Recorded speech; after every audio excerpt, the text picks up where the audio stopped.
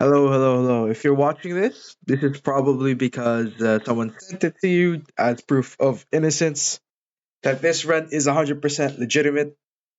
This is pre-nerf server of Valentine or whatever her name is. Forgot. This girl, Violentine, where she still had 100% scaling on her health, right? And to explain how it works, it's just super buff to an absurd degree. I believe it's about a 1 in 20 ratio per summon, nerf, right? So basically, one of this is equivalent to 20, or like killing one of these guys and resummoning it is equivalent to 20 of those, right? But uh, post nerf, I still believe it's possible to do this exact same thing, but just to a lesser degree. If you do the math, it will come around to 1 in 5. So killing one of those is worth killing 5 of those, which is still an absurd amount. The analogy that I use is that it's basically complaining that, oh, instead of me having like a quadrillion dollars in my bank account, I only have like a trillion dollars in my bank account. Like, yes, it was a sizable nerf, and it was a crazy nerf for Castle. So Castle is effectively locked now, from my understanding. But for Infinite mode, it barely affects it. Because right now, the only difference between post nerf and pre nerf, right, is that pre nerf, they're able to push from the back all the way up here, right? And the only difference post nerf will make is that instead of there, hypothetically, it could be around here or so. But it's always gonna be here. Because the closer they get to spawn, the more frequent the damage output is.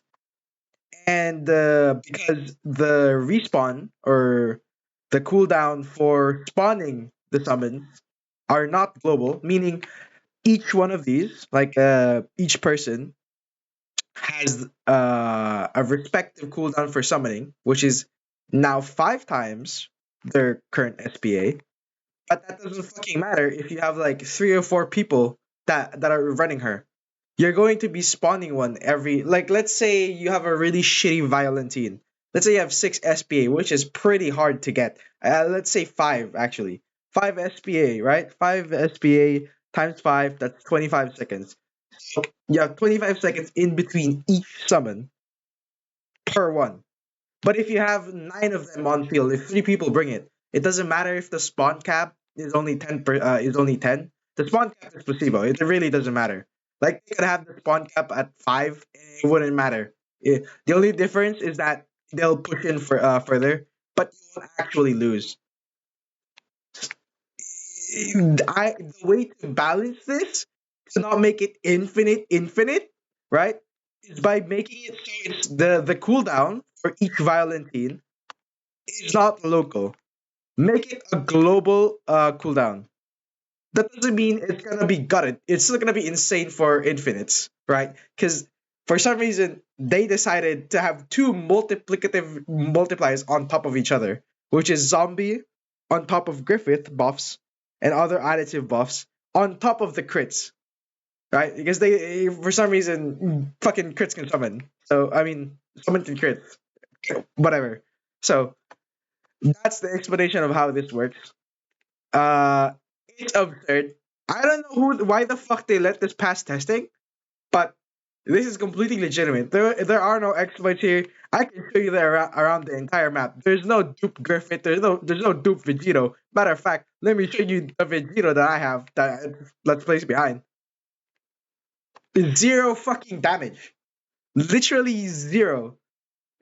We wasted about 10 slots. 2, 4, 6, 8, 10, 11.